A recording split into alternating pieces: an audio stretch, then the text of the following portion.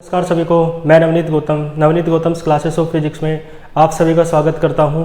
BSc second semester में आप काफ़ी दिनों से कह रहे हैं कि एग्ज़ाम नियर है तो इम्पोर्टेंट क्वेश्चंस का एक लिस्ट आपको प्रोवाइड किया जाए। तो इम्पोर्टेंट क्वेश्चंस आपके सामने हैं सभी, जो आपके थर्मोडायनेमिक्स के हैं, और अगले लेक्चर में हम सेमीकंडक्टर डिवाइसेस के इम्पोर्टेंट क्वेश्चंस की वीडियो भी आप तक पहुंचाएंगे। लेकिन आइए आज के इस थोड़े से डिस्कशन में हम बात करते हैं इम्पोर्टेंट टॉपिक्स ऑफ थर्मोडायनेमिक्स, जो कि आपका पार्ट ए है। आइए देख लेते हैं। 4 यूनिट है, चारों यूनिट मैंने लिखी हुई है, unit first, unit second, unit third और यूनिट फोर्थ। ठीक है, तो इम्पोर्टेंट इसके टॉपिक्स देख लीजिए। देखो, एक टॉपिक है आपका टेम्परेचर एंड हीट। ठीक है जी, तो टेम्परेचर और हीट क्या होती है, दोनों की अलग अलग डेफिनेशन, दोनों का आपस में रिलेशन है ना, आता है। और आपसे पूछता है थर्मल इक्विलिब्रियम, तो थर्मल इक्विलिब्रियम भी मैंने करा रखा है, इंपॉर्टेंट है आपके लिए। फिर इसके बाद देखो, यूनिट का नाम ही जीरोथ एंड फर्स्ट लॉ है, तो ये तो आपको पता ही होना चाहिए, ये भी आपके लिए इंपॉर्टेंट है, zeroth and first law of thermodynamics. फिर इसके बाद बहुत सारे प्रोसेस मैंने कराए आपको, उनमें से जो इम्पोर्टेंट है वो ये है isothermal process, adiabatic process, reversible process, irreversible process, cyclic process, quasi static process. ये सभी इंपॉर्टेंट है, आप इन्हें अच्छे से देख लेंगे। और देखो, सबसे इंपॉर्टेंट जो टॉपिक है इस यूनिट का वो है आपका थर्मोडायनेमिक, ये कार्नोट हीट इंजन। ठीक है, कार्नोट हीट इंजन इस यूनिट का सबसे इंपॉर्टेंट टॉपिक है। कार्नोट हीट इंजन का मतलब समझ रहे हो? कार्नोट हीट इंजन जितना भी मैंने करा रखा है, चाहे उसकी कंस्ट्रक्शन हो, चाहे वर्किंग हो, चाहे एफिशिएंसी का डेरिवेशन हो, और चाहे छोटे छोटे क्वेश्चंस कि Carnot heat engine practically possible क्यों नहीं है ना, कार्नोट हीट इंजन की एफिशिएंसी कैसे बढ़ाएंगे, है ना, ये कई तरीके से जो भी छोटे छोटे करा रखी है हेडिंग, यानी कार्नोट हीट इंजन से रिलेटेड जो भी चीज़ें हैं आप उन्हें कर लेंगे। ठीक है, और कार्नोट आइडियल रेफ्रिजरेटर है, तो इसमें एक तो रेफ्रिजरेटर का स्ट्रक्चर और इसकी जो कोफिशिएंट ऑफ परफॉर्मेंस है ना, इतना क्लियर है। और कोफिशिएंट ऑफ परफॉर्मेंस और स्मॉल ई यानी कि इफिशियंसी या ईटा, दोनों के बीच रिलेशन है, तो है ना, ये भी पूछ सकता है, तो उसे भी कर सकते हैं आप। इसके बाद देखो, थर्मोडायनेमिक स्केल ऑफ टेम्परेचर मैंने करा रखा है। थर्मोडायनेमिक स्केल ऑफ टेम्परेचर में पहले मैंने आपको वहाँ तक कराया थीटा बराबर टी तक, और फिर कंपैरिजन तक पूरा आपसे लॉन्ग क्वेश्चन में पूछा जाता है, कंपैरिजन सहित। ठीक है, याद रखना। और फिर आपके लिए हीट इंजन और रेफ्रिजरेटर के जो न्यूमेरिकल्स मैंने आपको कराए थे वो आपके लिए इंपॉर्टेंट हैं। ठीक है, तो फर्स्ट यूनिट में, और आपका पॉइजन लॉ, ये पॉइजन लॉ है। ठीक है जी, पॉइजन का नियम मैंने करा रखा है प्रूफ। ठीक है जी, और मेयर्स फॉर्मूला भी करा रखा है प्रूफ। ठीक है, प्रूफ करने हैं सबके। एंथैल्पी की डेफिनेशन करा रखी है। ठीक है, तो ये आपका फर्स्ट यूनिट का मैटर है। आइए इसके बाद देखते हैं सेकंड यूनिट। तो सेकंड यूनिट का नाम ही है second and third law of thermodynamics, तो आप देख सकते हैं सेकंड लॉ और थर्ड लॉ आपके लिए इंपॉर्टेंट है, इनके स्टेटमेंट्स हैं, है ना। और फिर आप जानते हैं मैक्सवेल के रिलेशंस तो आपके लिए बहुत ही ज़्यादा इंपॉर्टेंट है। ठीक है, तो जिन पे मैं ज़्यादा फोकस कर रहा हूँ कि ज़्यादा इंपॉर्टेंट है, चलो बाद में स्टार लगा देंगे या अभी लगा दें, है ना। जो मोस्ट इंपॉर्टेंट है उस पर मैं स्टार लगा रहा हूँ। ठीक है, तो एक तो ये कार्नोट का हीट इंजन आपके लिए बहुत ज़्यादा इंपॉर्टेंट है। ठीक है जी, और आपके लिए ये बहुत इंपॉर्टेंट है दोनों। ठीक है जी, जब गोला कर देते हैं ना तो आप समझ जाएंगे कि मोस्ट इंपॉर्टेंट है। ठीक है जी, और देखो सेकंड और थर्ड लॉ आपसे पूछता है, और ये तो आपको पता ही होना चाहिए। यहाँ पे मैंने एक चीज़ छोड़ दी क्या, हाँ ये रहा, zeroth and first law of thermodynamics, ये भी पता होना चाहिए आपको, जो मोस्ट इंपॉर्टेंट था। ठीक है जी, मैक्सवेल के रिलेशन मैंने बताया काफ़ी इंपॉर्टेंट है, इन्हें आप बहुत अच्छे से करेंगे।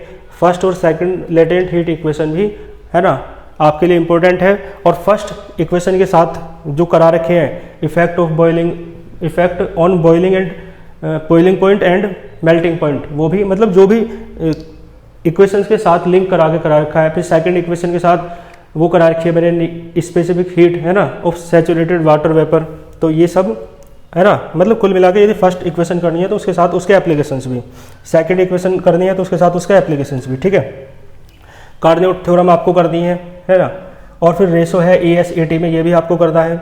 एंट्रोपी की डेफिनेशन है, एंट्रोपी चेंज रिवर्सिबल और इरिवर्सिबल प्रोसेस में डेरिवेशन है दोनों, है ना। और CP - CV आइडियल गैस के लिए, रियल गैस के लिए निकालते हैं। ये डेरिवेशन है, बड़ा काफ़ी अच्छा डेरिवेशन है बहुत। गिब्स हेल्महोल्ट्ज इक्वेशन आपके लिए इंपॉर्टेंट है, और अनअटेनेबिलिटी ऑफ एब्सोल्यूट जीरो टेम्परेचर। ठीक है जी, ये आपके लिए काफ़ी इंपॉर्टेंट क्वेश्चन है, तो इन्हें भी आप कर लेंगे। इसके बाद देखो यूनिट थर्ड में चलते हैं। यूनिट थर्ड में आपसे काइनेटिक थ्योरी ऑफ गैसेस है ना, और pressure exerted by A gas, वो जो डेरिवेशन था बड़े वाला है ना, ये दोनों। और फिर है काइनेटिक इंटरप्रिटेशन ऑफ टेम्परेचर, फिर है degree of freedom. Degree of freedom आपके लिए बहुत इंपॉर्टेंट है। और CP अपॉन CB, CP और CB का रिलेशन था ना, क्या था, बराबर 1 + 2/F, ये आप कर लेना। Law of equipartition of energy है, ये भी आप कर लेना। काइनेटिक थ्योरी भी आपके लिए बहुत ज़्यादा इंपॉर्टेंट है। ठीक है जी, डेरिवेशन है van der Waals gas equation का, क्रिटिकल कॉन्स्टेंट्स की डेफिनेशन है, और उन सब के डेरिवेशन है, यानी TC, PC और VC के डेरिवेशन भी आपको करने हैं। जूल का नियम है, जूल्स लॉ है, जूल्स कोफिशिएंट है, जूल्स एक्सपेंशन है, जूल्स एक्सपेरिमेंट है, सारा एक ही है ये। इनमें से 1 2 3 4 में से कोई 3 पूछ लेगा, 4 भी पूछ सकता है, 2 भी पूछ सकता है लॉन्ग में, है ना। बॉयल्स टेम्परेचर है, रिलेशन है इन तीनों के बीच, TB, TC, TI के बीच। जूल थॉमसन कूलिंग आपके लिए इंपॉर्टेंट है बहुत ज़्यादा, इसकी डेफिनेशन भी और इसका डेरिवेशन भी। एक्सप्लेन करने के लिए आपसे कहता है कि CP ग्रेटर है CB से, है ना। ब्राउनियन मोशन में आपको, ब्राउनियन मोशन में 3 हेडिंग है, एक तो इंट्रोडक्शन है, एक फिर उसकी कैरेक्टरिस्टिक्स है, और आइंस्टीन के द्वारा उसकी एक्सप्लेनेशन है, कंप्लीट करना है। और एवोगाड्रो नंबर का एस्टिमेशन यानी परिकलन का डेरिवेशन मैंने करा रखा है। न्यूमेरिकल्स आपको VRMS स्पीड निकालने के लिए आपसे पूछे जाते हैं एग्जाम में। और मैक्सवेल के नियम जो मैंने एक करा दिया है ना, दूसरा भी कराएंगे, तो मैक्सवेल के जो नियम है वो भी आप कर लेंगे, ठीक है, क्योंकि ये आ सकते हैं। आगे देखो प्लांक्स, हाँ यूनिट 4 में चलते हैं, तो यूनिट 3 में आप कर लेंगे इतना। और जो है प्लांक्स हाइपोथेसिस, मतलब यूनिट 4 बात कर रहा हूँ मैं, रेडिएशन वाली यूनिट है, इसमें प्लांक्स हाइपोथेसिस यानी प्लांक ने क्या अवधारणाएं दी रेडिएशन से रिलेटेड, है ना। इमिसिव पावर से रिलेटेड, एब्जॉर्प्टिव पावर से रिलेटेड, वो क्या बातें हैं वो पढ़नी है आपको। रेडिएशन पढ़ना है ना, Planck's law of radiation, deduction of Wien's law, देखो वीन्स लॉ आपको पढ़ना है, स्टीफन्स लॉ अलग पढ़ना है, और फिर इनका डेरिवेशन पढ़ना है प्लांक्स लॉ की हेल्प से, ठीक है जी। और एक डेरिवेशन है प्रेशर बराबर 1/, तो ये वाला आपका बहुत इंपॉर्टेंट है।